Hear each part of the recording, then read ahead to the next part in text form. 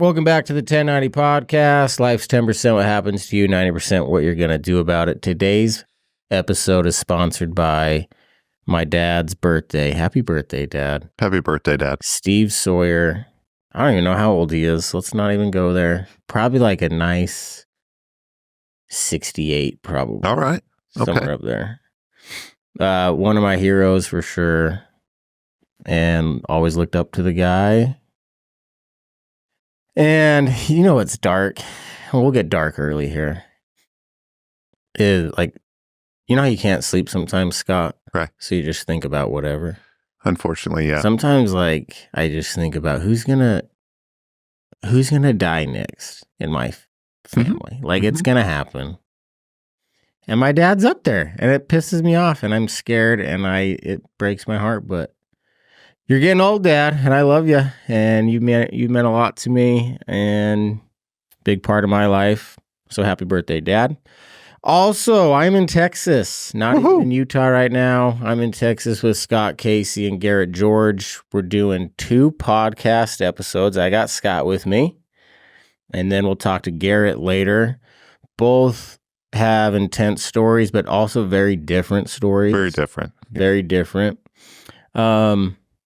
And Scott, you've known Garrett since you were in high school. I think it's 32 years. 91 is when we met first. 91, that's a good year. That's when I was born. Also the year the Black Album came out from Metallica. Okay. So there you go. Okay. Garrett George. He's, well, you can explain him better than I can, but I wanted to do an intro about Garrett because I think he changes so many people's lives, or at least makes a huge difference in them, and doesn't want a lot of credit, doesn't really want a lot of spotlight. I think he's one of the most genuine guys I've met in a long time. Absolutely. And I think he deserves his due. I think people need to realize how cool he is and what he does. And so I'd love for you to just talk about Garrett, maybe tell us some stories maybe some of us don't know about him. All right. Garrett and I met, I think I was a sophomore. We were both in Amarillo, Texas at Amarillo High School. That song, Amarillo by Morning. There's a lot of songs about Amarillo. Wow, there you go. A lot.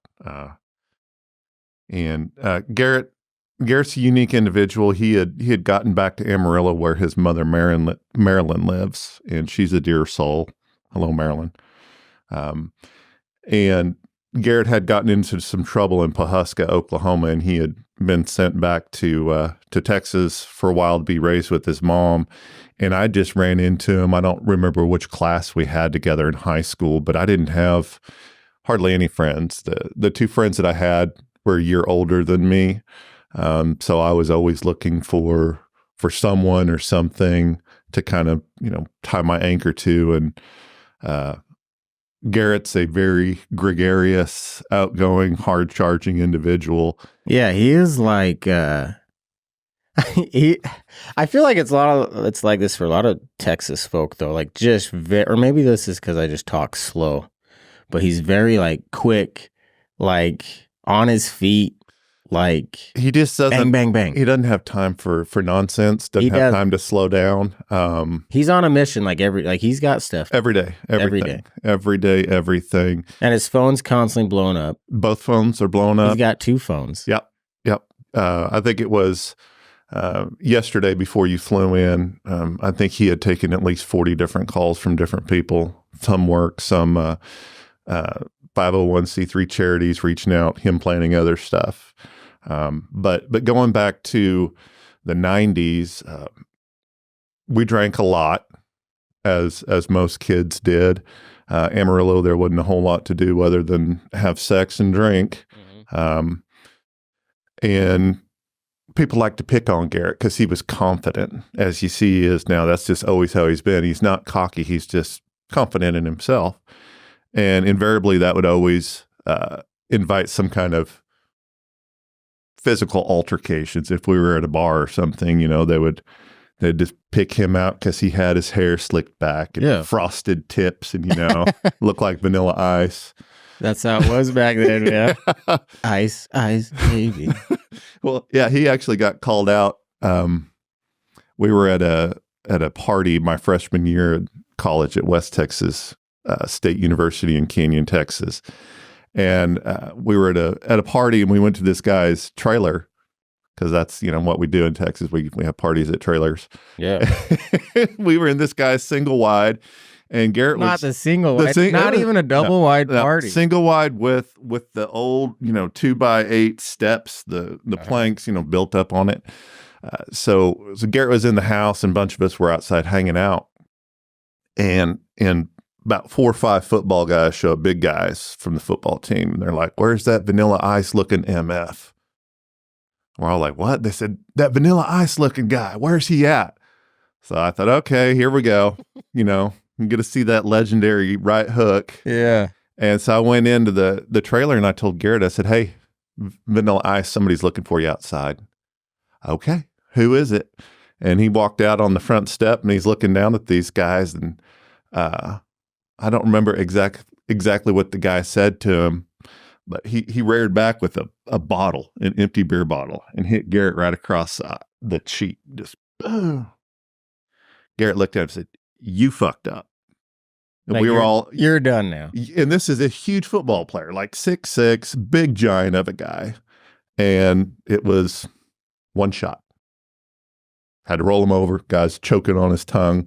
And Garrett just goes back to drinking his beer, and he's got blood dripping down. Garrett just gave him one right hook. Yeah. Well, that was many a time people would, we'd be looking for trouble sometimes, or just egging it on. And no, but because Garrett does have that rough, rugged, blue collar, chip on his shoulder, but then he's so genuine, sincere guy. The thing, it's not a chip. It's his character. Mm-hmm. And it took me a long time to realize that's just him. And that's why he brought so much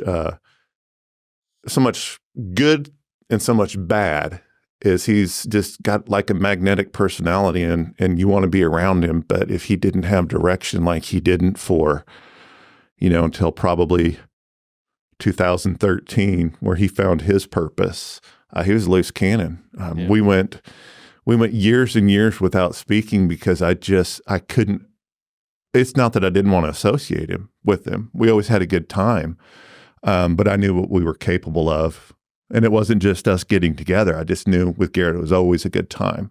Yeah. And we were always going to be pushing the limits, and always how he's always going and going now. That's how it was then. We'd be drinking, we'd be partying. We'd be the last ones to leave a party, the last ones to come home. And it was just very, very hectic times for us.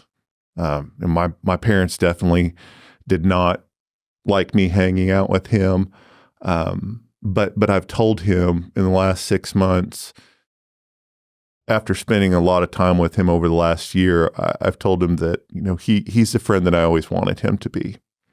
And by that, I mean his candor, and how he is just so outgoing and just wants to do good.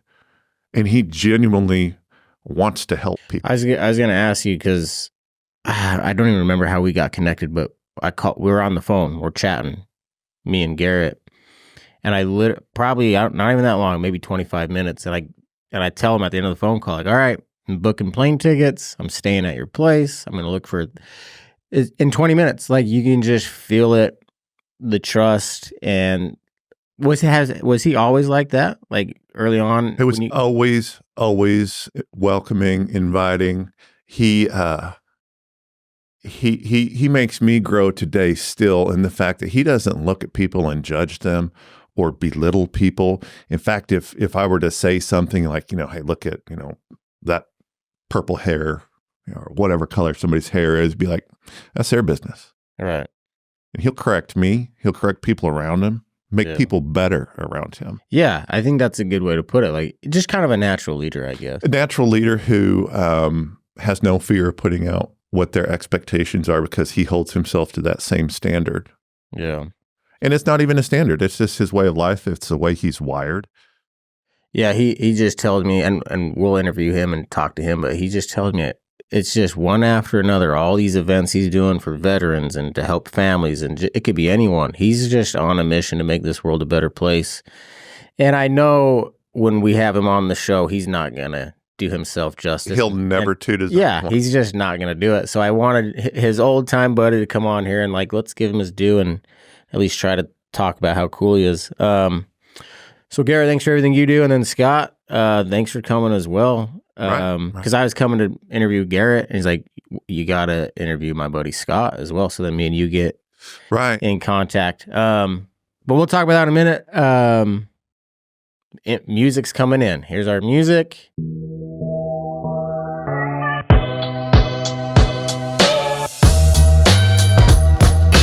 Life's 10% what happens to you, and 90% what you're gonna do about it. Welcome back to the 1090 podcast. Life's 10% what happens to you, 90% what you're gonna do about it. I'm here with Scott Casey. Scott, you got 2 first names. I do. And so does Garrett George. Garrett George does too. Is that like a Texas thing? Just 2 first names? No. He does get called George Garrett a lot, and people just say Casey, and it's like you see Casey and then the apostrophe after it, but they can't do the math on moving it around. Scott, it's the 1090 podcast, so we usually start with people's 10%, and then we get to the 90%. Right. I don't even know where to start with you. Because there's so much 10% like everywhere. Like, where do you want to go? I don't even know where to start this episode. Where do you want to start? I think a good place to start would be where I'm at now.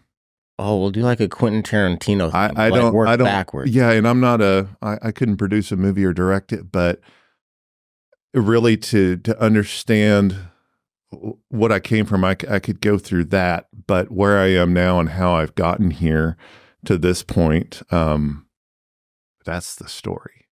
Yeah, like the last, what do you say, 8 months? 8 months. This year has been tremendously transformational for me. Well, let's start there. All right. Well, let's go back. Let's go back. Yeah. I don't know how to make sense of this or what to explain. But what's happened to me in my life is nothing different than what's happened to anyone. Everybody has their 10%.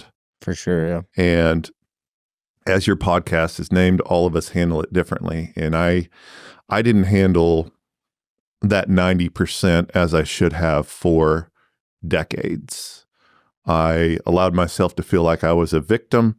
I allowed myself to feel like, hey, I don't have to deal with this. I don't have to go through this grief. I can just power through this and I'll look good for it. Mm-hmm. So some things that have happened in my life that have really hurt me and hurt my heart. I was first married in 99 when I was in the military to a German woman, and we had a child. You met her in service, right? In the service, yeah. I was stationed in Germany. We got married there. She was pregnant, and we were about to ship over to Hawaii, my next duty station. And 9/11 was on that day before our movers were to come and pack our household goods up. So you're ready to go to Hawaii.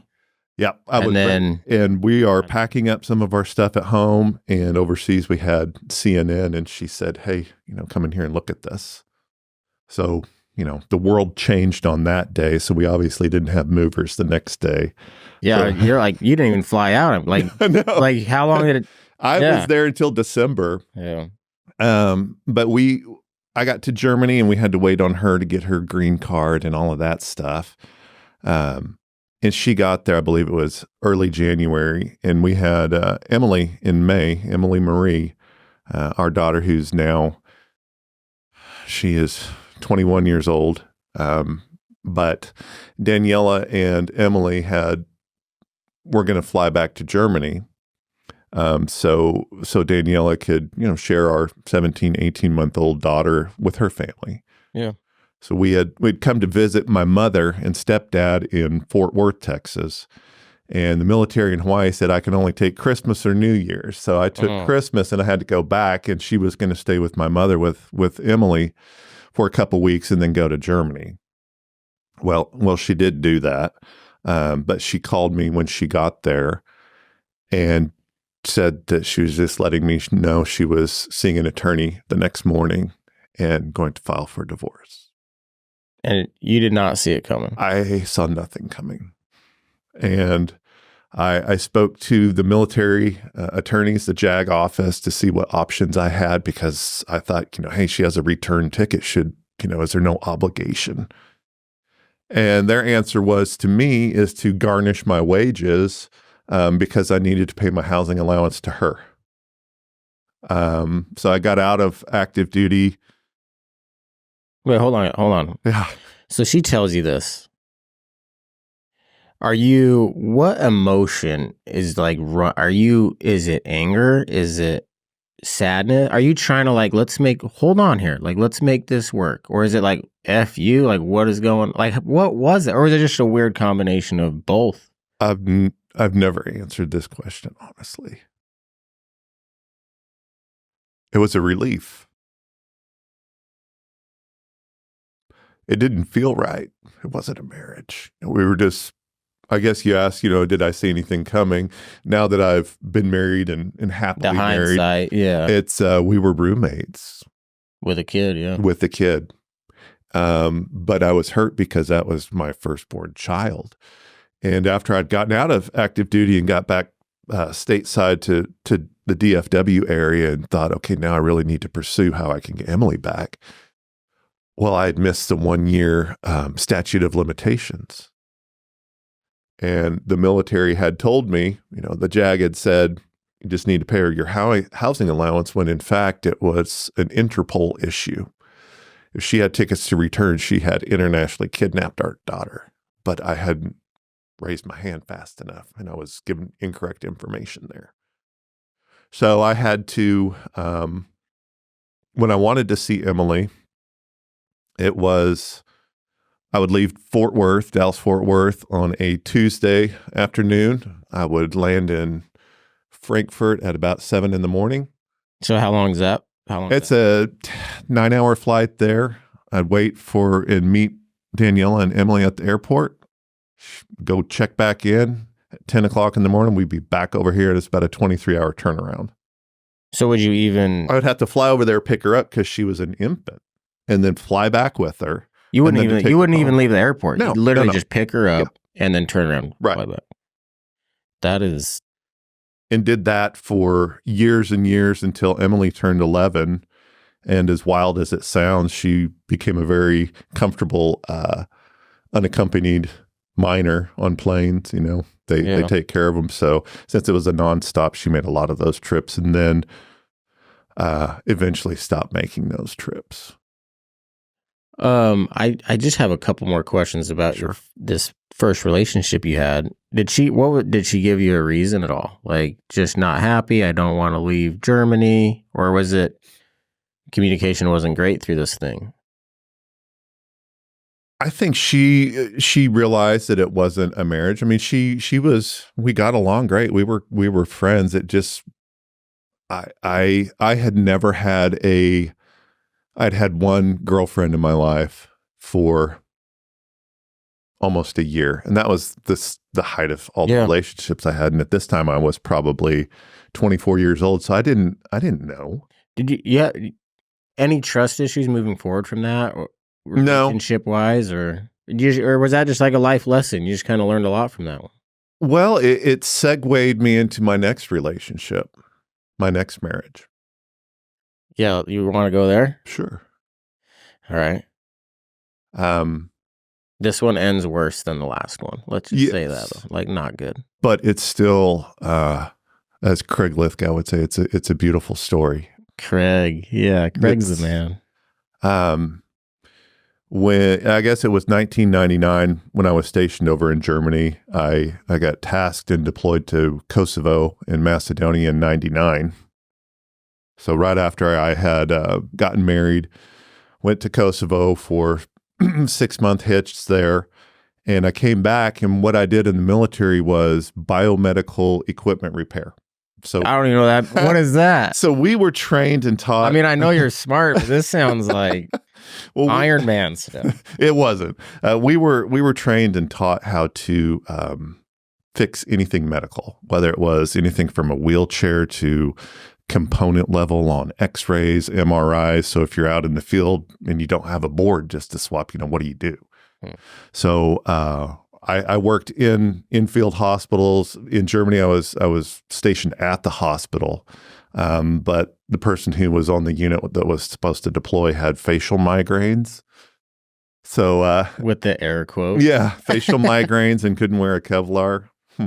So I've never heard of anything like. Oh yeah, this. it was ridiculous. Facial migraines, and actually, so that would have been 99, and probably about 10, 12 years later, company I was working for, the manager, my district manager said, "Hey, you were in the military and you were stationed in Germany. Do you know so-and-so?" I said, "Yeah." Don't even think about it. And it was. And I was able to get him back. No. Yeah, that's karma, right? It was. So I was there in Kosovo, Macedonia, and coming back to the hospital, we had a maintenance shop there in the hospital. There was probably 12 or 15 of us, and there was a new guy in the shop, Aaron. Aaron, and he was Aaron. And so Daniela had been, she'd made friends with Aaron and his wife, Donna. So we hung out together, the four of us. We did a lot of trips around Europe. We went to Poland, all through Germany, Czech Republic. We had a really good time. But part of that was we lived in a little village about 5 miles from Donna and Aaron, and they had problems. Donna and Aaron did. He wasn't really the nicest guy. He would drink a little bit too much and just not be nice. Not physical, just berating and scaring her. She was raised Mormon, LDS, so she was. Yes, me too. She was a little reserved and naive coming into a marriage. Yeah. And they were 20, 23, 24-ish, a couple years younger than me. Anyhow, so whenever I got back to the shop, the three of them had been kind of hanging out for a couple months, and I got to know them well. And when he would drink, he would get abusive, and we would go over and, Donna would call and we'd go pick her up over the little village that they lived at and bring her over. And that went on for 4 or 5 months. And the other kicker is I was on what we called the road team, where we would go to these outlying dental clinics and medical clinics and work on the equipment there. And some guys on the road team that were married had girlfriends in each of these towns. And the bros before hoes thing and all of that, I'm not down with that. I'm not down with that. I don't think it's it's a funny little ha-ha thing to say, but at the end of the day, never. So I had told Daniela, I said, and Daniela knew everybody knew what was going on, just everybody but Donna. Just didn't want to talk about it. And, well, she just, naive, didn't see it. So she had called one night and needed us to come pick her up, and Daniela told me, she said, "If you're not going to tell her, I will." I said, "Well, I'll tell her because I've seen it. I'm the one who's seen things, firsthand." So went and got her and told her, this has been going on for a long time. Sorry. Yeah, he's got a girlfriend in every town. He is cheater, pumpkin eater all over. And she doesn't know it, coming into the shop there, the maintenance shop at the hospital, and everybody knows what's going on, but she doesn't, comes bobbing in and hands coffee to her husband and just being the nice wife, who was not tuned into what was going on. So she quickly packed up her stuff and went back to California. And she would keep in touch with Danielle and I over the years, call us on our anniversary or Thanksgiving and what have you. So Aaron didn't ever know that it was me that sold him out, because he and I were friends. But what do friends do? Friends hold each other accountable. No, I think you tell him, or I should have probably told him, "Hey man, this is," or fessed up to it, but that's hindsight, I guess. Yeah. so she went home and she had kept in contact with us. So fast forward to February 2004. After, So this is what, this is 5 years later? Yeah, 5 years. Well, let's see, 99, 2000. Yeah, four years later, I guess. And she had been, she had been away from Aaron for probably 2 years and was just kind of her family and the rest of her friends that she grew up with LDS. They were all in Bakersfield, Sacramento area. So she was kind of back at home with her brothers and sisters. And she called right around Valentine's Day, 2004, to tell Danielle and I, Happy Valentine's Day. And she called, and I was at a restaurant by myself, a little bar, and she called, and I said, well, it's just me. Well, what do you mean? I said, well, yeah, this and this happened. Oh my gosh, what are you going to do? And just, it happened. Both single on Valentine's Day. At the time she was in Bakersfield, I was in Honolulu. But the great thing that we had as an advantage, and a lot of people don't, is when you have a relationship with a divorcee and they say, oh, well, this guy did this, this, and this, or and it's always hard to tell, like, what is the truth. And I know both sides of it with her, yeah. and she knew both sides of it with me, so there wasn't any need to go dig compare or talk about, you already got it. You already understood it. And so that was very interesting, going to a marriage counselor when we were talking about getting married, as to, well, how did you guys meet? It's like, well, I used to work with her husband, but hold on, it's a little different. It's not like you think. Right. Yeah. So yeah, that was, that's where I met her. And that's kind of what happened with Danielle and I. Is it was something I didn't see, but whenever I took that call, I was devastated for half a second and relieved at the same time. I cried and I'm an emotional person. I'm a very, very emotional person. I probably cried silently to myself for about 10 seconds. So that was it. Because it just, if it's love, you know what it should feel like whenever it's not there anymore. And I didn't feel a whole lot. Yeah. And was that your first marriage that you're referring to? Yeah. So now so you guys start dating after that, or how? Yes. So I'm still going to be in Hawaii until October of 2000. You were in the military for 8 years. Almost 8. Yeah. 8 years. So I was due to get out. It was December 12th, 2004. And thanks for your service, by the way. Oh, no, seriously, like, really cool. It was a very good thing for me to get me out of a lot of things that I was running into. Yeah. Yeah. It got me away from Garrett too. I won't tell him you said that. Okay. So now you're ready to fall in love again, or here we go. We talked, and she's like, it was just so organic. It wasn't like, hey, I want to come out and see you. It was more of, hey, I'm looking at the schedule here. When can you fly out? I want to send you a ticket. And over the next 8 months, she came out to Hawaii, I think 6 times. Well, it's Hawaii, man. Yeah. So she was able to get a direct flight from LA, and she came out, and I remember a discussion we were having on the phone. The first time she was flying over, she's like, so what are we going to do when we see each other? I said, well, what do you mean? She's like, well, do we like hold hands, give a hug?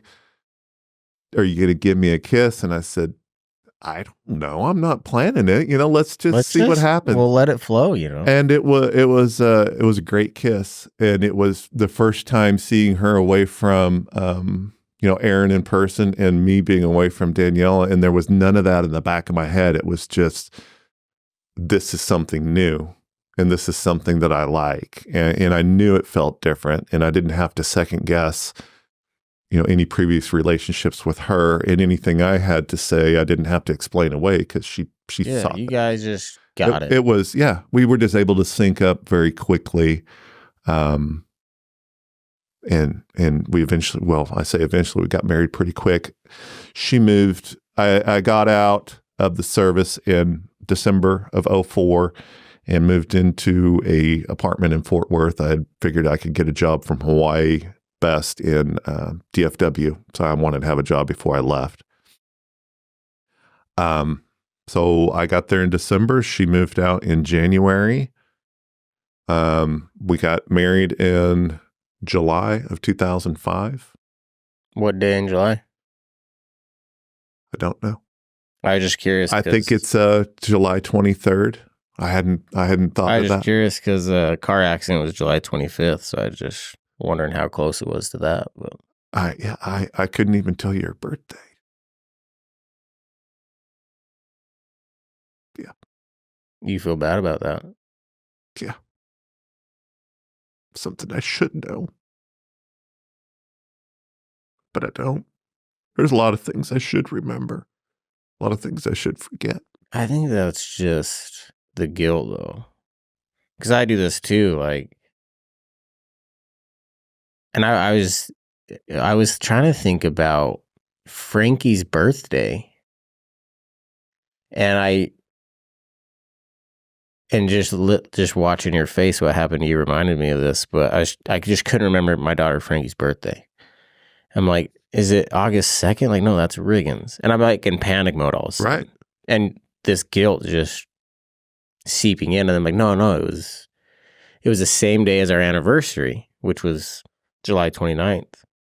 Or sorry, June 29th. So, dude, I'm with you. I'm right there with you, man. And I think, dude, guilt is one of the worst parts for me after losing what I lost. And and it sucks because I know this about guilt, but it doesn't matter that I know it. Like, I know that a lot of the guilt is, what's the word? It doesn't even make sense. It doesn't even make sense. But that doesn't matter. Like, it's still, like, look what it just did to you. Like, it just stopped you in your tracks. I thought I was big and bold and coming in here. And you are. You're 6'6". Like, you're kind of an intimidating guy. Like, don't piss this guy off. But, and then, boom. Yeah. The guilt, man. Yeah. Okay, let's keep going. So you have a good marriage. Have a good marriage. The relationship feels different. I'm in love. Compared to to Danielle. Yeah. And it wasn't that Danielle and I ever fought or anything. It's just, we were just roommates and we slept in different rooms, Mason. On base, we had the 2 bedrooms were upstairs and the nursery was upstairs. Emily stayed in bed from the time she was born. And so when you asked me, was it surprising that she left? Looking back on that, I mean, that's a clear sign that I'm not engaged or involved in a relationship, but I thought that was normal. You didn't even see it in the moment. Isn't that so weird? Yeah. I just thought this is how life's supposed to be. And I do think, real quick, this is just coming from left field, but I do think that's what makes grief so hard, is it's never done it before. It's like you're learning to walk again. Like, you just, and like the hindsight looking back, it goes back to that quote, experience isn't something you get till right after you need it. Like, you're just going to make mistakes. And after the car accident with my family, it was the first time. It was the first time I got out of bed without him. It was the first time I went to work without him. It was the first birthday without him. It was the first Christmas without him. It's like everything is, sorry, I don't know why I just thought of that, but like, I think that's true with grief, is you just don't even understand it. Like, you're just new to it. You're just trying to figure it out. And there's things that still come up. Granted, I have a hard time even recalling the day we got married. But there's things that come up, like my 17-year-old daughter, she's going to graduate next spring. And it, I would think, gosh, I wish Donna were there to see that. Yeah. But now, Cecily's there to kind of take that spot, or is there to take that spot if she has owned that spot. which is great, but it still hurts though too at the same time. It hurts because when they got baptized, their first day of first grade. A lot of first. Yeah. Man, those were tough times, really tough times. And there's still instances where that super, super dark place comes. And that weight comes on you. You think to yourself, why am I feeling this? Why do I still feel this? Why does, just a little trigger here or there, and then you feel shame. I feel shame by flip-flopping one way is I don't think about it at all. I still no, sorry, I feel that too though. Or if I think about one of them for too long, then I feel bad. Why haven't you thought about Riggins? Why have you just been thinking about Frankie lately? I kind of do that. This weird guilt within how you deal with the grief. That's where I'm fortunate that I don't have to have reminders of a son, reminders of a daughter, a brother. Looking at things, triggers. You have so many more triggers. Keisha asked me to go to Rand, my nephew's football banquet. My nephew Rand's a really good football player. And it was a fun banquet. He's getting awards. I see my nephew up there, and it's great. And I feel honored that I get to be there. But then it's my brother Ray should be here. This should not be me watching him. And part of me just wants to cry for Rand, and I wish your dad was here, dude. Wish it wasn't me. And I feel bad for Keisha. I wish your husband Race was here and not me. I'm sorry, but. Or you wish your brother was there for you. Or for me, yeah. I think about that a lot, actually. Man, I wonder what Race would tell me. I wish he was here to help me with dealing with the loss of my wife or kids. Can we talk about that day you got the phone call? Yeah. April 29th, 2010. It was a Thursday morning. I had just went from one lab company and started at another laboratory analyzer company, and I had been working for that company maybe 2 months. And we were having our national sales and service meeting in Chicago. There was 300 or 400 people there, and I was going to meet people on my district team, and because there was 3 of us out of the DFW area that would serve all the hospitals out of there. This is an important meeting for you. It was, and I was going to get to meet people and run into people who I knew, because this particular job, the biomed repair in the military, there was only one school in the 90s and 2000s that you could get a associate's degree in that type of work. Other than that, you had to come from the military. So there was a lot of veterans that were working in that space, and some guys that I knew. So I was looking forward to meeting with them. I didn't get that chance, really. I got there on the night before, and it was at a very big conference center, hotel type thing. And I talked to Donna and Adia and Liam. They were 3.5 and 1.5. And I talked to them that night. Told them I loved them. And I talked to Donna about 7:30 the next morning, and we just visited. Sorry, before you go further. So you're married to Donna? Yeah. You have 2 kids? Yes. So Emily is with Daniela, and we would have our. How old were they? They were 1.5 and 3.5 at that time. Young kids. Yeah. Very, very young. Sorry, I just wanted to. Yeah. Just to kind of level set there.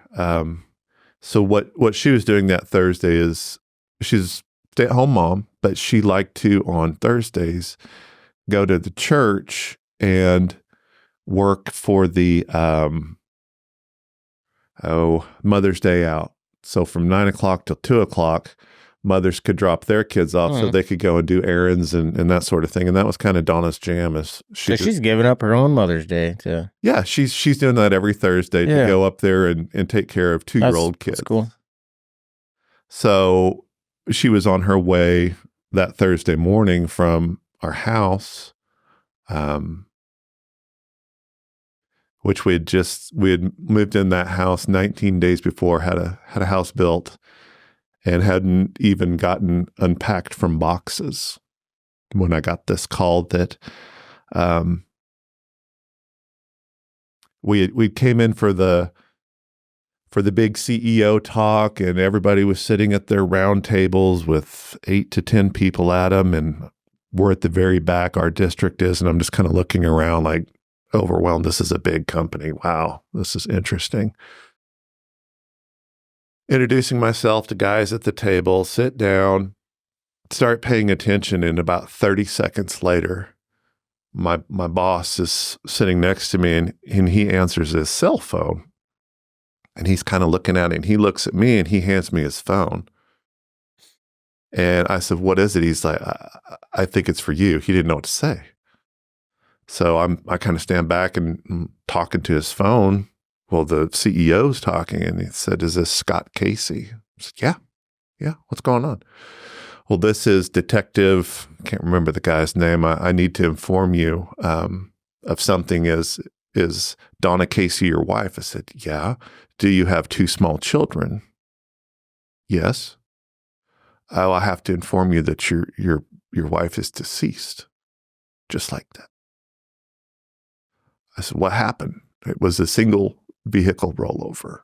And I'm trying to figure out in my mind the little route she would go to from our house to the church.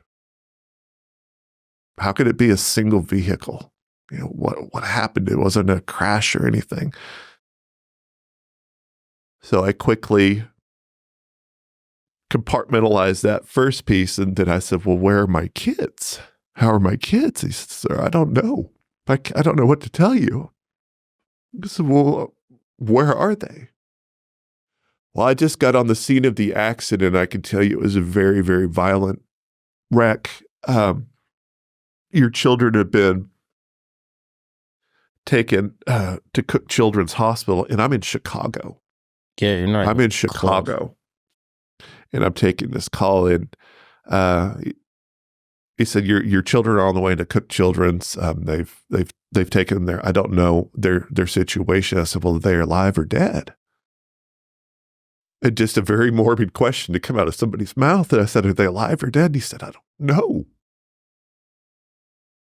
And that's all I could say, and just repetitively saying it, getting louder and louder until I was literally just swept out of the room, because you've got all of these people, new coworkers, and 5 minutes into this thing, I'm in the back of the room screaming, "Are my kids alive or dead?" And people are wondering, what is going on? So you're screaming that question, which, like, rightfully so in that moment. And I didn't know the conditions of my kids until we landed in Fort Worth. So it was 4 hours of not knowing if they were alive or dead. And then trying to figure out, who do I call? What do I do? You know, I'm not home. Yeah. I have so many thoughts going through my head.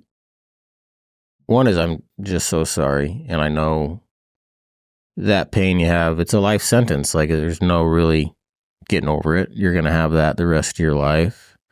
Second thought I have is you just sitting on this plane. Like, because you hear it all the time. You never know what someone's going through. Like, imagine that. Like, people have no clue. You're just on this plane for 4 hours. Yeah. And people are bitching about the seat in front of me is too close. The food's not very good. And you're just, I don't know if my kids are alive. So I have that thought going through my head. And then just,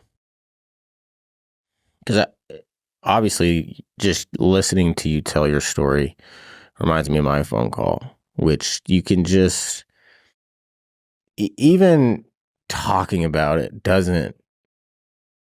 there's no explaining what it does to your mind and your soul. I could go right back there, standing there right now. I can too, and it's weird because when I do public speaking, it's weird, Scott, because I don't try to talk about how bad I hurt. I mean, maybe I do a little bit, but it's mostly I just tell the night of that story. Oops. And my hope is if I can just tell you the night of that story, maybe you can understand it a little bit. But I don't. You feel, or how did you? I felt. I kind of felt nothing but everything in that phone call. I felt. How did you feel? I don't know how to explain it. Yeah. I mean, you have a whirlwind of every emotion, but then I had to shift into triaging the problem. Yeah, I say you're much smarter than me, but like there was a survivor guy inside of me, and like every so often he'd step in like, Mace, you got to pick up the phone call, you got to get in the car, you got to drive to the hospital. Like he'd take over and I'd get is that what you mean by you had that too? Like, and it's weird, like you can literally just be crying, sobbing, and then 30 seconds later, like, okay, what's the next step? Survival mode activated. That's what it was like for you? Or what are you doing on this 4-hour flight? Catatonic. That's the only the part that's really blanked out is that flight. I remember we got to they were going to charter a plane for us, and it was a 4-day event for this sales meeting. And my boss, Will Gilliland, great guy, he was going to be presenting there for a lot of these service meetings and things. And this again, it was 3 minutes into this whole thing kicking off, and Will flew home with me, and he stayed in Dallas Fort Worth the weekend and just made sure that if I needed anything. It said a lot about him. So I remember talking to Will. We were in an American Airlines like lounge place and sitting on a couch, and he's at the end of the couch and he's just sitting there, just looking forward like he had no idea what to do. And I'm just begging, please give me some direction. I didn't know what to do. When you get your phone and you think, who do I call? You want to call everyone and say this has happened. But how do you say it? Yeah. Because I didn't want to handle it like the detective on the phone did. I'm sorry to tell you your wife's deceased and we don't know about your kids. So how do I call her dad?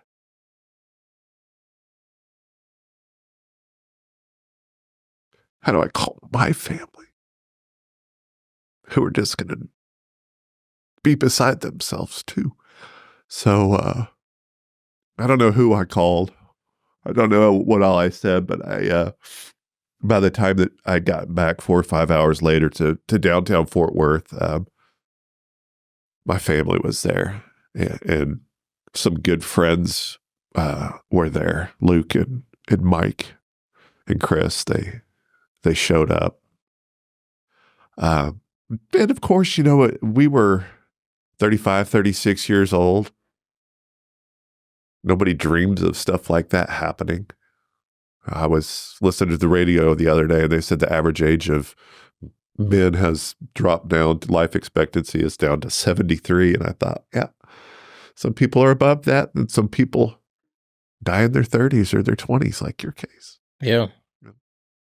And like still alive technically, but in a lot of other ways they're not. Let's finish the night of the story. So you get to the hospital and your kids are there. My kids are there, and God was with them that day. Absolutely. It was a 2010 Toyota Highlander with a runaway accelerator. And Liam's was the 1.5-year-old, and he was on the passenger side, and Adia was behind Donna. And had their car seats been swapped the way that vehicle rolled, it would have killed Liam. But Adia had the booster with the side seat there, and that saved her life. So I go and see them in the ER, and all they had was little rings around their eyes, little black eyes from like the seat belt and the impact and everything. Not a scratch. Not a scratch on Not it. a scratch. Well, so I had an internal dialogue. I don't know how to say this to you. That my kids are okay. I can do this. As I was saying earlier, who do I call? Who do I let know? Her dad was the toughest call I ever made in my life. Because I realized at that point, life is life. Things are going to happen. I can deal with this. My kids are still here. My kids are still safe. They obviously don't have a scratch on them for a reason. And I had this mindset of, I'll just be able to deal with this. I'm not going to need to go grief this, or, I just kind of thought I owned it and was in a state of shock and stayed in that state of shock for years without dealing with things, without talking about it. I remember you called me. When was that phone call we had? A few weeks ago? Maybe a month? It's been at least 6 weeks, probably. So yeah. 6 weeks ago, we chatted and maybe like an hour and a half we chatted on the phone. Yeah. And I remember you telling me, I forget which part of the story you're at, but you stopped because you were crying. And you said, sorry, I haven't talked about this. And did you say, I've never talked about this? There's a lot that I've told you right now I've never been honest with. And I think it's great that you're crying. And I think a part of the reason why you're crying is you don't talk about it. Right. You've never talked about it. I never. And I noticed that with me, like when I do public, if I can talk about them, if I've talked about it, that part of the story before. But if I go off into the weeds and I talk about things I haven't talked about, I immediately start crying. Yeah. I think it's connected. You've allowed that little teeny tiny scab to come off and be exposed. I think, I mean, we'll get back to your side of the story and you can tell us, but I think it's hard to talk. You don't want to appear weak and you don't want to ask for help and you don't want to be a burden. Like that stuff for sure. But I also think there's a lot of confusion involved. Like you yourself probably have different parts that you don't even know how to communicate within those parts. So how can I tell it out loud to anyone? And then I think another reason that makes it hard to talk about is it makes it real. Yeah. It makes it real. And when you talk about it, what follows is like now you have to do like it's hard to talk about alcoholism because guess what? Now you have to stop drinking alcohol. Got to make it a reality. You have to talk about your drug addiction. Well, guess what's next? You have to, it's not good. Acting is hard and we know that. So if we don't even talk about it, we don't ever have to go through it, experience it, try to get better. We can just avoid the whole thing by avoiding talking about it. But what we're really doing is just delaying, and that monster gets bigger and bigger. I'm feeling that now. And I think you are. And I think that's why you go back to how the last 8 weeks or a few months have really, like you've seen some big changes in your life. And I think that may have started because you're like, okay, I need to talk about this stuff. Or maybe I'm wrong. No, I think you're spot on.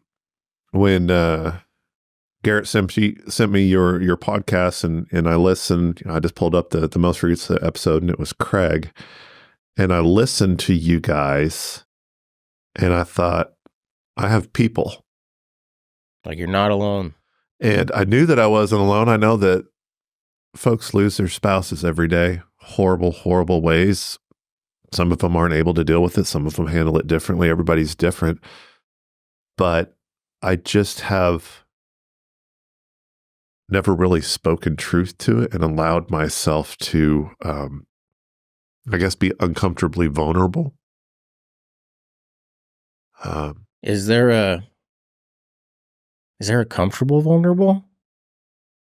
Yeah, when you're lying to yourself, yeah, I'm good, I'm okay. You say that to people long enough and you start to think you believe that. I've convinced myself that I've been okay since day one. Never let the tears really come out. So sorry, Donna passed away 2010. 10. And yeah, now here we are, 2023. So I was just so thankful that my kids were physically well. And I hung my hat on that. And I had a hard time dealing or just even confronting Donna's death because I knew how hurt her family was. And I knew what it would be like to lose a kid at that time. I could try to understand a little bit. And I just wrapped my lives around my kids and thought, okay, well, I don't need that part right now. I just need to just take care of my kids. I do want to. Can you tell us about taking care of your kids? You just lost your wife, because that was me, like, yeah, and is me. I'd like to hear a little bit of, like, how did you do it with 2 kids? It's not easy being a dad in general, and now you lost your wife. And I was your typical traveling dad, gone on Mondays, back on Thursdays, or maybe gone every other night, come back. And looking back at it now, I could see like a woman meeting me at, Donna meeting me at the front door, like, here, take these kids, they're tired. She didn't do that. I was just allowed to come in and kick at my feet. I was their father, but I wasn't their dad. Yeah. So I realized that I hadn't changed but a handful of diapers with the 1.5 and 3.5-year-old. I realized I'd never given Adia a bath or help them. What do I do? How do I feed them? It's insane how much, when Courtney was alive, I do think I appreciated her and valued her. Like, I loved her more than anything. But like, when they're gone, man, she did everything. She did everything. Everything. And things you still don't know that she did. Yeah. And yeah, like, she was I don't know how, yeah. It's been hard without her, man. Not just emotionally and that part of it, but just like the day-to-day being a dad. And she did so much for me to allow me to be the best father I could, and really hard without her. Until Sammy's helped me so much. Yep. But we can talk about that later. My family helped a lot. My mother was very, very close with Donna, and we lived in about 10 miles from each other. So my mom took refuge into taking care of Adia and Liam as much as possible. That's so good, man. That was her way of coping with things. My mother still hasn't spoken about Donna's death to this day. Really? Do you try to? She doesn't even want to go there. No. I wish she would. But what really helped me was my sister. She was our nanny for 6 months. She would, drive from, it was about a 40-mile drive across DFW to get to my place. So an hour or 15 minutes every day just to make sure they're bathed, take them to daycare, clean my house. People are awesome, man. Yeah. People are very, very awesome. Because I've had so many people like that I could talk about forever, and how they helped me, especially those first few months where I don't even remember a lot of it. Yeah, you can't do it alone.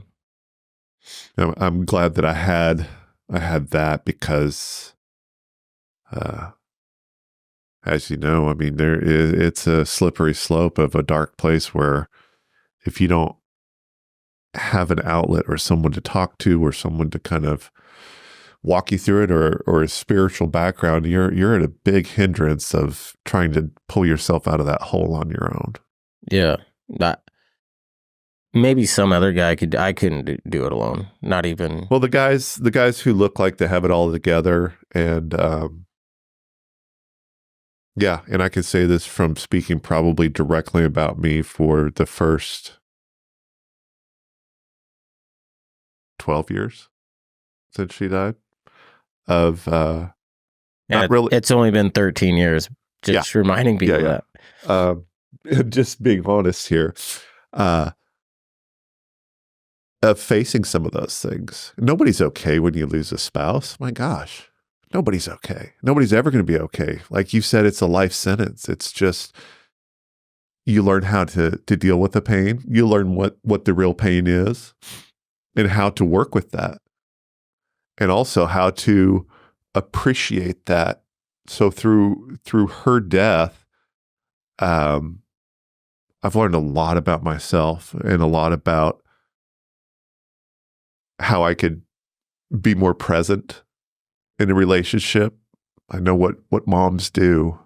I can appreciate that. I have an idea now of what love is and what that feels like, because my first marriage I didn't. I thought I did. Yeah. I think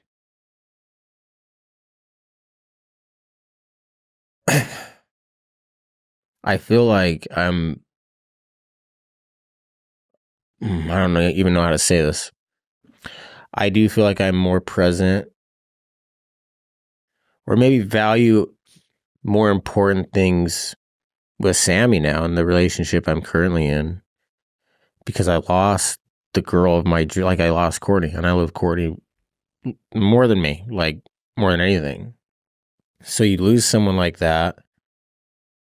And now I think back, like, man, like I wasted so many hours watching stupid college football or NBA basketball when Courtney wanted to go on a walk, or like and now I do feel like I'm a better partner in a relationship in some ways. I have a lot of demons and mental illness that makes it tough in other ways. But like, what I'm trying to say is I do have a lot of guilt, because I do feel like I do things in my current relationship that I wouldn't have done willingly and gratefully, like just grateful to be with her at all. And I just took that a lot. I just took that for granted with Courtney. That's exactly what we do. And it just breaks my heart, and so much guilt, because Courtney was the best and deserved more from me. And it just sucks. I don't know how else to say it. And it just sucks, man. And I just tell Courtney I'm sorry. Sometimes, like, I'm sorry. I could have and should have been more and better for you. But that also alludes back to what we were saying earlier, Mason, about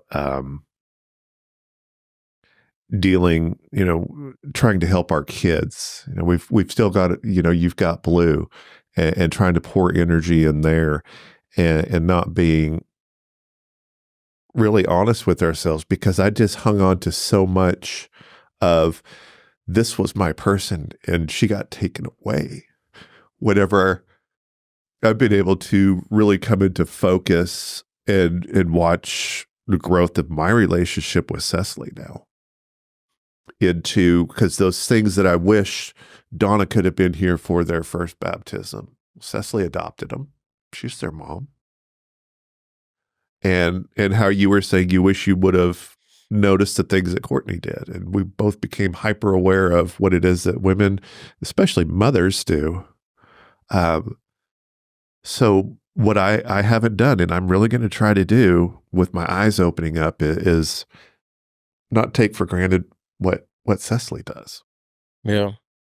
And those walks for you, you wish you could have done those. Well, you can do those now. Right. Yeah. And that's the battle that I fought forever, is just letting my guard down and letting that happen. Because I just bottled everything up, thought, okay, I'm good to go. And until you and I spoke on the phone, I talked about things. I had tears. I had emotions with you on the phone that I had never. God, I had some wild breathing patterns, just the tears, and just the relief and honesty, and just hearing that stuff come to words, whether it was painful or not, was a big help. Hearing you guys out, and connecting with Craig, and continuing to listen to other folks that have experienced death, tragedies. I just understand and have learned from relationships and death. I haven't learned from it quick enough. I need to continue pouring more into my family. And I've kind of been in a shell where I don't want to get close to them because I don't want them taken away. So it's a catch-22 where I want to be a good dad.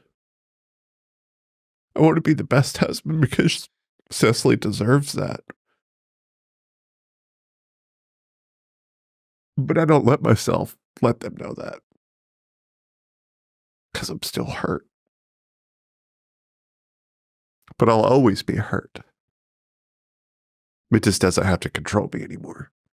Yeah, I think now you're starting to sound like a stoic almost. Like, Yeah. Okay, this pain's not going away, but what can we control? What are we going to do with this? And let's focus on. And that's why I love guys like you and Garrett George. Like, okay, this is how it went down. What are we going to do? That goes back to the whole 1090 thing, I guess. Yeah. Like, here's the 90%. Like, what are we going to do about it now?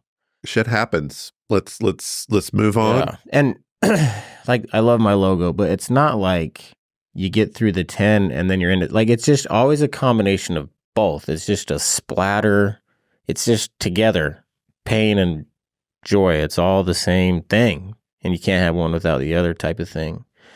But just listening to you talk, I just had so many thoughts pop into my head.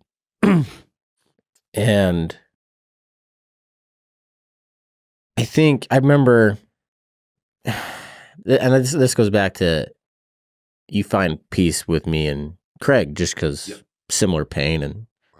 But I remember I was taking Blue home from the hospital. So car accident happens. They life flight Blue to the hospital. I drive 4 hours. I get Blue. We spend the night in the hospital. And I remember being in the car with Courtney's family. So Courtney's parents, Jordan, Casey, I think. It's weird, like some parts you black out, I can't really remember. And then other parts are just so vivid. But the point is they were driving us to my parents' house, I think. And I remember we're getting close to my parents' house, about to get out. And I remember I start crying to Courtney's family. And I'm like, what do I do when Blue asks, like, where's Mom? Where's Riggins? Where's Frankie? And I just, and to be completely honest with you, Scott, I still struggle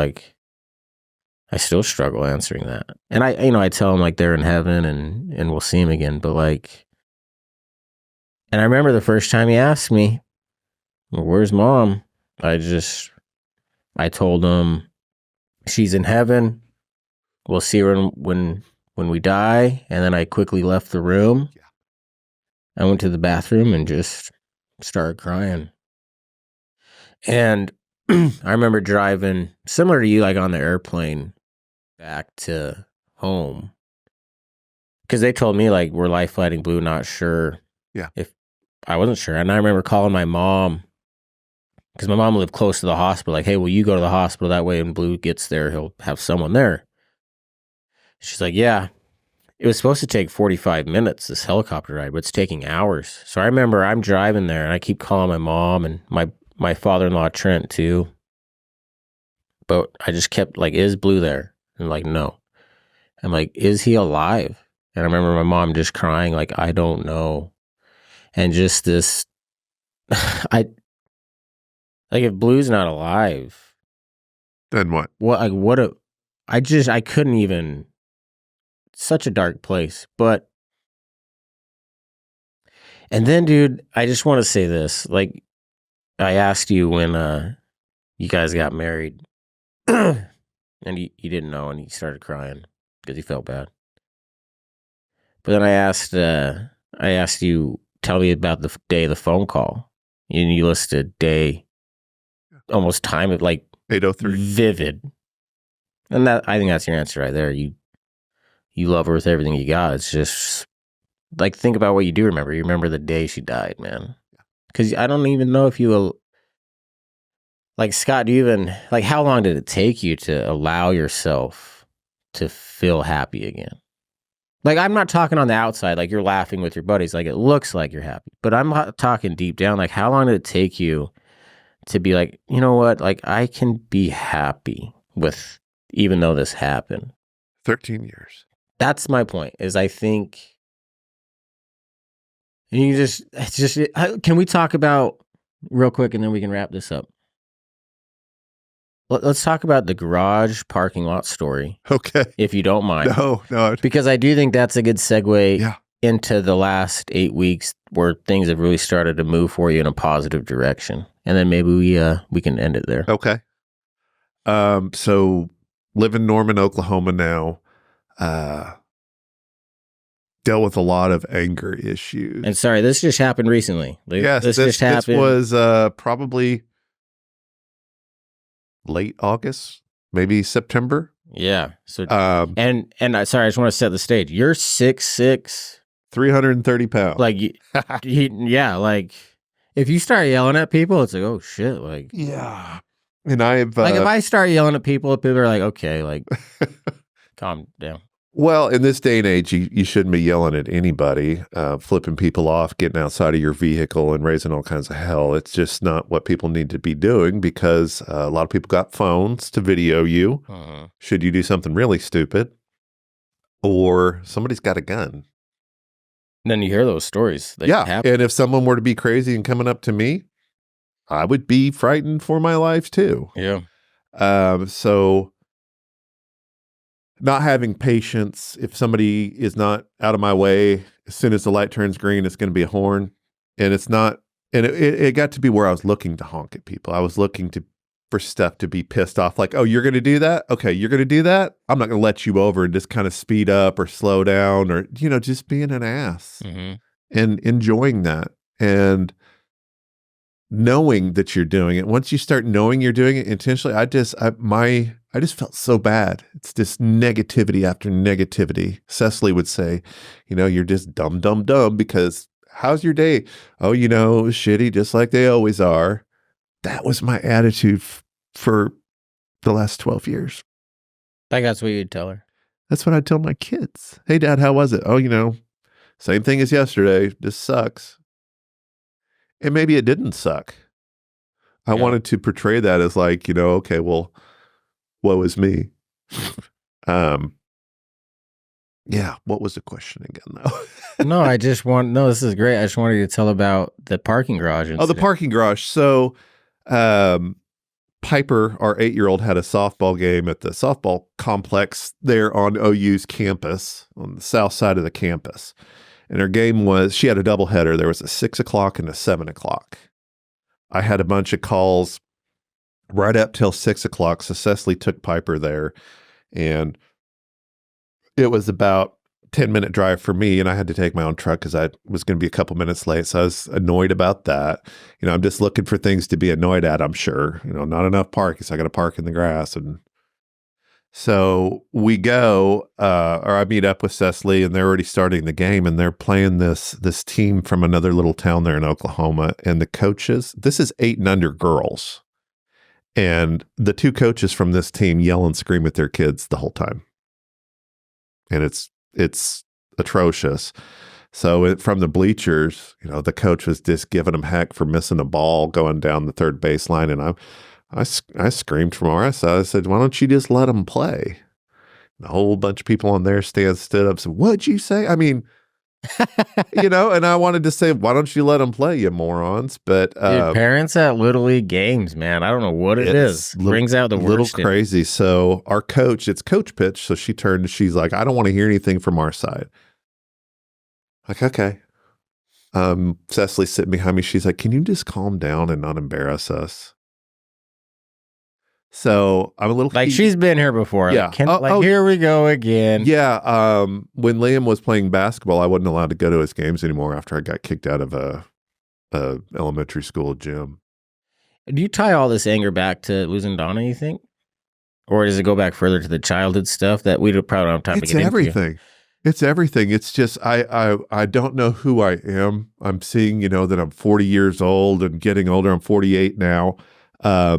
and I just don't have my shit together. There's a lot that's happened and a lot of stuff I should have dealt with, but I hadn't done that 90% right. I hadn't done it justice. Yeah. I had lived it out like I wanted to. So yeah, I was just very, very angry. Very angry. So we're at this game. And so that was just kind of what kicked us off, like at about 6:15. I was a little annoyed about that. I kind of cooled off. And I'm mad because there is a storm supposed to be coming through. Why are we even out here? It's so overcast. It's going to rain. You're just finding every little thing. It was like a mental checklist. So I start getting heated about, why are we even here? Oh, you're going to let them play another couple minutes till there's lightning? Sure enough, here comes the lightning, 30-minute delay. I'm like, we're delayed for 30 minutes. You can look at the radar and see where the storm is coming. Why are we still here? Just heated. So finally we get some rain, and they start going into the dugout and waiting for the rain. I'm like, I'm just thinking, are you kidding? For whatever reason, my time's more important. I want to be at home. I don't want to be around people. No, you're so funny and saying, because that's what people think. Like, my time's more important. Like, that's not what I think. That's what I knew. Yeah. My time is more important. It's my time. I am out here at this game watching my daughter, but you're lucky that I'm out here, that you guys even get to see me. That's the kind of the ego. Yeah. Not a cocky thing, but just almost an entitlement, because I've been hurt. So I can hurt you. Dude, there is like this dark ego part of trauma. Like, I've been through this. You haven't been through something like this. So it's like you kind of think like you do know better than other people when you don't really at all. You just understand like that type of pain. But no, like I understand exactly what you're talking about. And that's why I read the book Ego is the Enemy, because I do think ego is intertwined with grief, and it can cause it to go in such a negative direction, like the story you're telling us right now. Ego is, I thought, I lost my wife. I dealt with this. Let me show people how good I am. And it's almost like, okay, the world did something really mean and bad to me. When is it going to do something nice? Yeah. Like you owe me something. Yeah. And it doesn't. Yeah. And then other stuff continues to go wrong in life. I mean, there's other things that always happen. So anyway, the rain starts. So the rain starts coming down, and they break. And then the rain really starts coming down, so they realize at about 7:15 that the 6 o'clock game's not going to get finished. So everybody's going to their cars, and we're on campus at OU on the south side. So where I'm parked in the grass, because I'm parked in the grass because there wasn't parking spots and I wasn't going to go anywhere else. And no one can tell you not to park in the grass because no one knows you, and it's no a 3/4 ton truck, and I'm big, and just get out of my way. I'm important. I'm somebody. Yeah. You don't even know who I am. You don't need to know, but I'm important. I'm dead serious when I say that's how I felt. And this was like 4 months ago. Yeah. Yeah. So folks are backing out of this parking lot and going around like they should. Well, I'm just like, screw this. I'm just going to go over the curb. I'm in a truck. Get out of my way. Typical truck guy. Yeah. Why are you guys backing out in your SUVs? Take the curb here. So get up there, and it's a T intersection at this light. And going back towards downtown, you're turning north. You're going to turn right, and going into campus and everything's to the right. So 95% of cars are going to be turning right. And this goober in front of me wants to turn left. Well, all of this traffic going from south to north from all of these other ball fields is going by. And I'm thinking, this guy is never going to get out. Or it was a stop sign. I'm like, you're never going to get out going left. So what do? I just start honking. And I'm not your regular honker. It's like a 20-second honk. You're laying on that thing. Yeah. Yeah. I dare you to look back. And what's your wife doing as Oh, she's in her car. Oh, yeah, you drove. Yeah, so I drove myself I just there. was curious because the wife's always like the. Well, Cecily told me, she said, hey, whenever you walk out of here, promise me you won't even look at those people. I said, I promise you. And I didn't. Just because I get foolish. So I'm honking at this guy, and he finally turns the signal on to the right to go right. Well, it's pouring, and there are students coming from the building running across the street to get into their cars and stuff, because the whole particular area is a crosswalk. even though it's a road. So we go up a little bit, about 100 yards, 200 yards, and there's a stoplight for a crosswalk. That's the only reason it was there, is for this crosswalk. And I'm not looking to my left as to who's coming to cross this crosswalk. All I'm looking at is for that red light to turn green. Because this guy that wanted to turn left, he's in front of me now. Revenge is on its way. Oh, yeah. Yeah. As soon as this thing turns green, I am on your ass, buddy. It turns green, start laying on the horn. And I'm like, why isn't he moving? So I look, and there's a guy who is trying to cross the street. Pedestrian. Yeah, a student, like maybe a professor. He's in a button-down shirt, and he's just getting soaked. His light blue shirt is just getting dark. He's carrying his bag. And so I started honking again when I see him, like, hurry up. I don't care if it's raining. Hurry up and get across here. I got somewhere to be. And his automatic reaction, and I don't blame the guy, was just kind of a half-hearted flip off. And I thought, no, you didn't.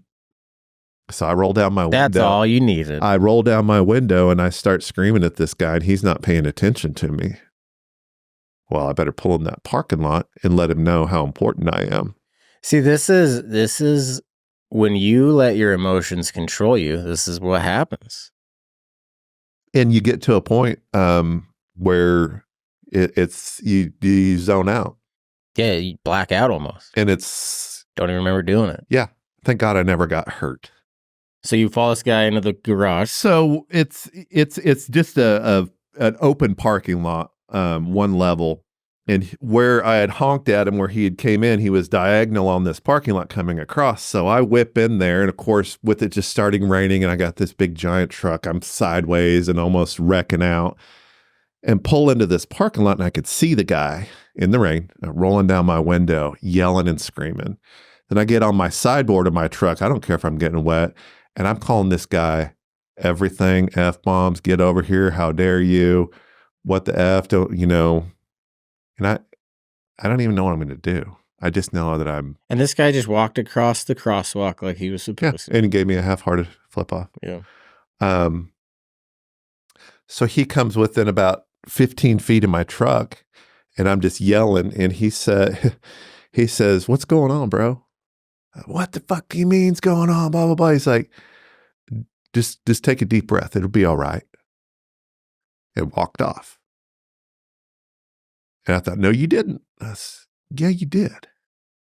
And I had, for the first time, I say hateful things. I say very hateful things to my wife, my kids, to myself, and typically don't apologize. My way of apologizing is, okay, I said this awful thing to you. If you need to sleep upstairs for a couple of days, I get it. We'll just let it go by and pretend it didn't happen. That's my MO. So I didn't care if I flipped this guy off, if he saw my license plate. I didn't care. Come find me, bro. I'm that tough guy. I don't care. I'm going to go home and sleep over this. Not worry about it. Well, when he walked off, I had an instant feeling in my heart that said, I've got to correct this. I can't believe this just happened. And it wasn't that I just wanted to say, I'm sorry. I felt this urge to let this guy know what was happening at that moment. And I just put my truck in drive and wheeled back around to the back of the parking lot where he was. And he got closer to my truck, and this way I'm facing my driver's side, and I have my driver's window down, and he gets about 15 feet away. And I'm sure he probably thinks I have a gun. Absolutely. I have no doubt in my mind. And this is Oklahoma, yeah, right? Yeah. It's somebody acting crazy like this and following you. He's got a gun. So he stops about 10 feet from me, and I said, "You're right." "What?" I said, "I just wanted to tell you you're right." So what are you talking about? I said, "I'm absolutely wrong in the way I've treated you, the words that I've said, and how I acted out there, and it's not going to happen again." And he said, "Bud, there's nothing in this world getting that worked up over. Just take a deep breath." And he walked on. And I pulled out of that parking lot in tears, not just because what overcame me wanting to do that, but it was the very first time that I did do it, the first time that it even crossed my mind to try to make it right. because it's always hate, hate, hate, awful things, and you never try to apologize or pick it up. And I couldn't get away from this. I needed to talk to this guy. I couldn't get over there fast enough to just pour my heart out. And I wish I could have I wish I would have got his name, his number. But that instance there, Mason, honestly, was a catalyst for what's changed my life and got me redirected and rediscovering myself. Well, that's why I wanted. That's why I wanted you to talk about it, is because we were with Garrett driving over here this morning, and we were talking about how, everyone that's really going through it and turns it around and does better, they kind of have someone in their life that kind of gave them like this aha moment or like really pivotal moment in their life that helped them change it. And Garrett mentioned some people in his life, and I mentioned some people in mine, and then you mentioned this story, right? And that's why I'm like, wow, like what do you think of what made you immediately apologize, and what kind of flipped you? Can you just not explain it? I don't know, but it was so profound that if he would have gotten in a car earlier and I hadn't seen where he went to pull off or something, I would have not made the change that I did. I would have been really let down because I wanted. I mean, it was like just saying something awful to somebody, and oh my gosh, I want to not retract that. I need to tell him, I'm sorry. I don't get to talk to you like that. It was just so overwhelming that you're not going to do this and you're not going to treat people like this. So has your relationship with your kids and wife been better since that moment? Absolutely. Absolutely. I still, slip up and it's not going to happen overnight. But even Cecily and I were driving, I think it was on Wednesday, we were going to Sam's Club. We're just driving away, and I just looked over and I said something. I wish I could remember what it was. And just something I would normally say. And about 5 seconds later, I said, you know what? I'm sorry. I shouldn't have said that. She said, no, you shouldn't. Because I've told her to call me out on my bullshit. Mm-hmm. It's time for you to have a voice, because she has just accepted the fact that this is who she married. This is who I am. But I don't want to be that person. And the crosswalk guy has really kind of made it so if I can, I guess I could attune it to, if I can apologize to a stranger who I've been horribly ugly to immediately, why can't I apologize to people that I love and that love me, and it would help them. So we're very transparent with Adia and Liam. They're 15 and 17 about my mental health. So when I can tell them, sorry, you guys heard that. Sorry, you guys had to see that. I'm working on it. And I allow them to hear me apologize to them. And to see me do things. And I don't go out of my way to do things now to do better or to appreciate people. It's just what I want to do now. It's so much easier just being nice. It feels better than being mean. I don't know if it's easier, but it feels better. So much better. And I think it's easier to be mean. I think it's actually harder to be nice, but it's harder to be nice, but it feels so much better. It feels so much better. So I have 6 to 8 weeks between that and some TMS. Yeah. Transcranial magnetic stimulation. Those the sessions of that. Can you tell us about TMS for a second? Sure. So with like medication resistant major depressive disorders, there's not a whole lot they can do if you've on a cocktail of medications and whatnot. I currently take 8 different prescribed medications. See, I just smoke marijuana. Okay. I've been known to do that.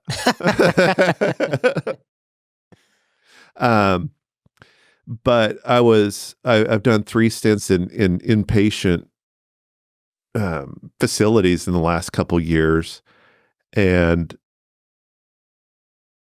I was diagnosed with bipolar and further major depressive disorder, and a psychiatrist at this facility suggested that I do ECT, the electroconvulsive therapy. You hated that one.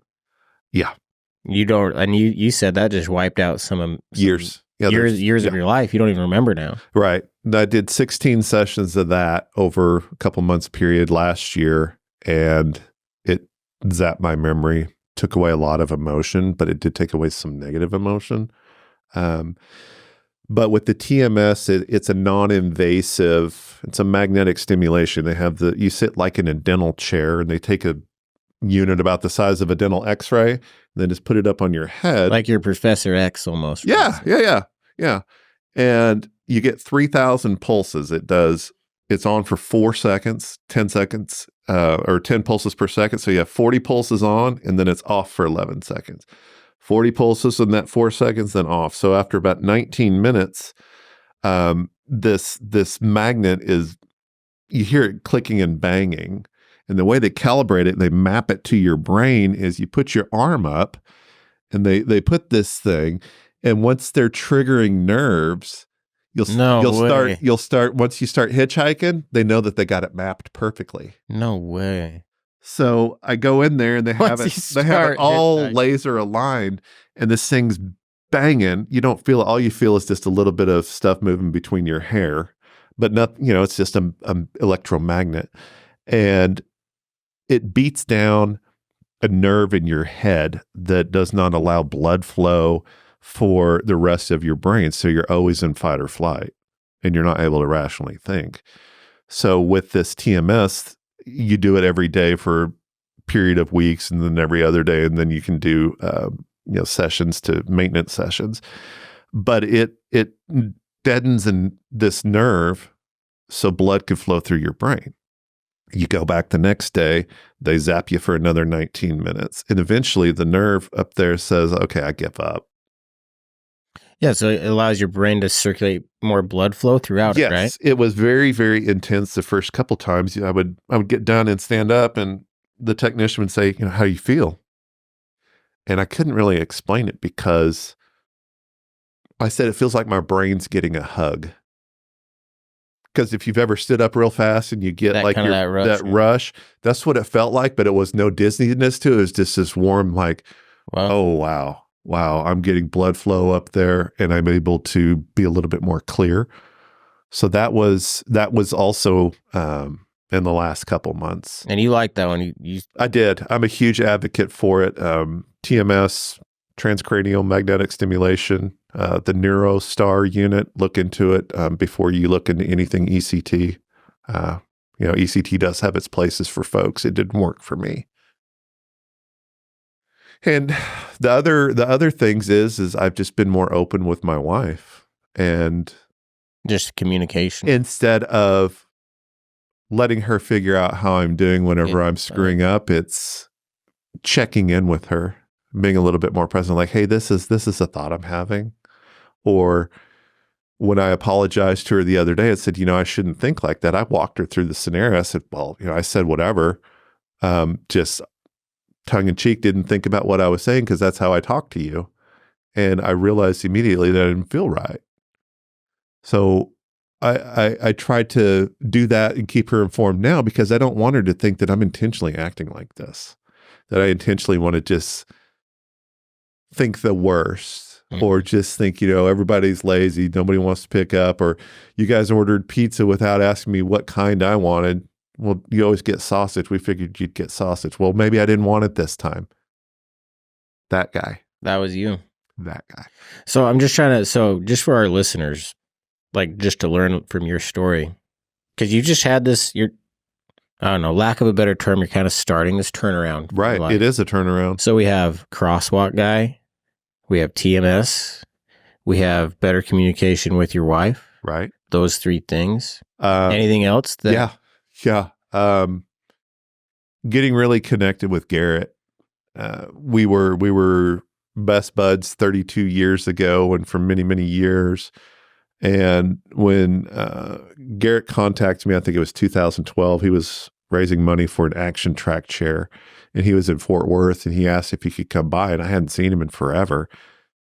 And I said, yeah, we can go and eat somewhere, because I didn't want him at my house, because I was afraid, maybe what we would do. But Garrett had grown up and really started focusing into the person he is today. So Garrett has helped me see that you can come from horrible circumstances, horrible situations, and live with the passion he has, because it's real. It is real. What he feels. He is. You and Sammy said, "Oh, you guys are pulling out all the stops when we went out last night." Yeah. That's And you're like, that's just Garrett. That's how he does. I mean, You're not special. This is no, and it's not. He's not being flashy. He just knows people. People know him, and they're he knew the artist last night singing. Everyone. He said, "Why don't you guys take this table?" Dude, every place we've gone to, he walks in and it's a handshake. Oh, hey, so he knows But that's the reason I flew out here. Is Garrett is genuine. We just need more Garrett. We just need more Garretts in the world. And he told me, he said, a lot of people don't get me. He said they just don't believe what I do, so that's why I don't talk about it. Because he doesn't have anything posted. I honestly, I just don't think he cares that much. He doesn't care. It's not about him. That's not what he still tells me stories. When we were in Dallas in May, he's like, "Hey, let me tell you about where we were at some restaurant out in the middle of the boonies, and Ted Nugent and them pulled up, and they came in and jammed." I'm like, "Why didn't you ever tell me that?" He's like, "I don't know." Yeah, because he probably feels like he'd be a douchebag. He does. Yeah, he doesn't want to brag about it because it's not about him.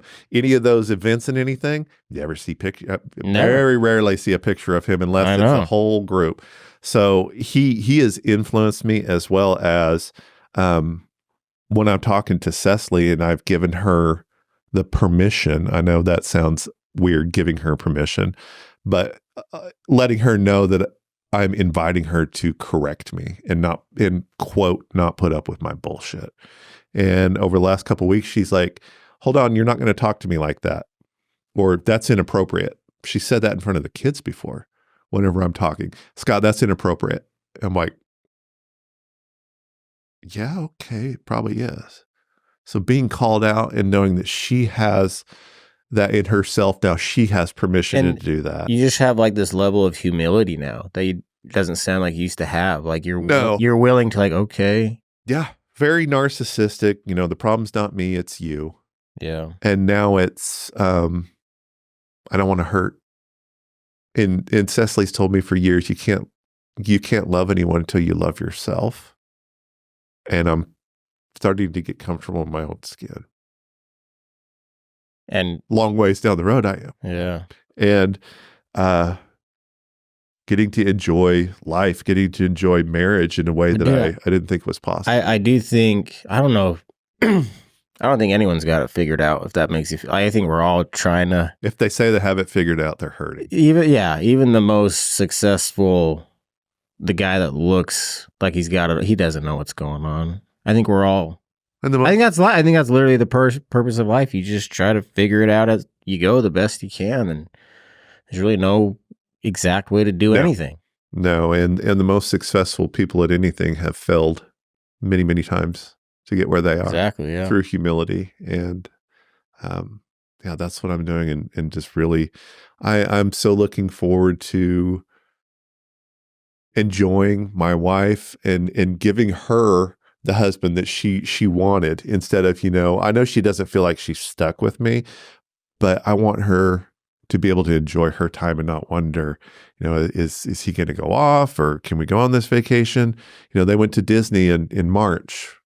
I didn't go because I couldn't go. Not because I took the week off. I was at home by myself. Just because I wouldn't be any fun. Like, just emotionally. I just would ruin their fun. Yeah. Something to complain about, you'd find it. As soon as we buy that first $15 hamburger, I'm out. And I'm not going to ever forget about it. And I'm not going to be able to let anybody else enjoy it. So I told them, you guys go have fun without me. And they understand, because I don't want to wreck it. But now I'm going to be able to participate. I'm going to be able to participate with my family. Yeah, I feel like, because we use the metaphor a lot with 1090 of the buffalo and the cow. Yes. And it sounds like you've been a cow. I've been the cow in the corner, head down, woe is me, and now, let it rain. And now you're like, okay, I'm headed into this thing now. And I'm proud of it. But the other thing is, okay, that I think the best way to view that analogy of buffalo and cows is we're all the cow. Everyone's the cow. That's the analogy. No one's actually a buffalo. We're all cows. No one's not a cow. Like there's some part of your life you're a cow. So the point of that analogy is try to be like the buffalo, strive to be like the buffalo. But we're all cows, man. No one's got it figured out. I was the first one up there in the corner, that fence corner. I didn't want to be anything near facing any real storm or challenging anything or to get through anything faster. I wanted to wallow in it.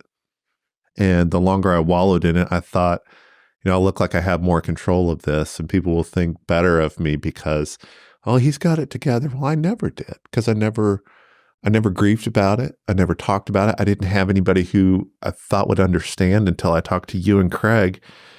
And it was such a relief of emotion saying those things and talking to you guys and being very transparent because I knew we had something in common. It's more of a brotherhood. Yeah. When Craig called, I felt like I knew him.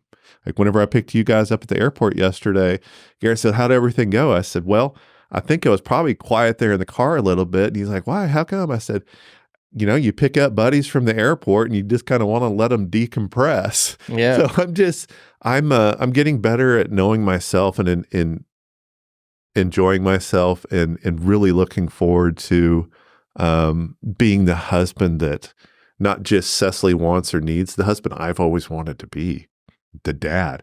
I want to be a father. Not just there, I want to be dad. Yeah. I want to hang out with my kids and not have them think I'm so cringe because I wasn't cringe. I was an awful person.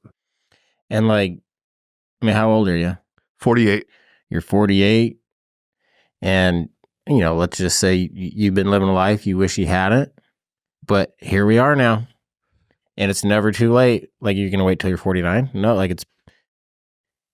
you wish you could have started sooner, but you didn't. That's that. It happens. And now here we are. What's your 90% going to look like from here? And I think, yeah, man, I think the changes you're making are incredible. Scott, I don't know if you're a big movie guy. We usually end each episode with top 3 favorite movies. Is there anything else you want to say before we wrap it up? I appreciate you sharing your story and the folks that you get on and the way that you interview them and make them comfortable and are very thoughtful in how you approach things and people. I appreciate that. And it affects a lot of people. And you said this morning, you didn't know how your podcast, how certain people have run into you and things. Yeah. Well, it's for a reason.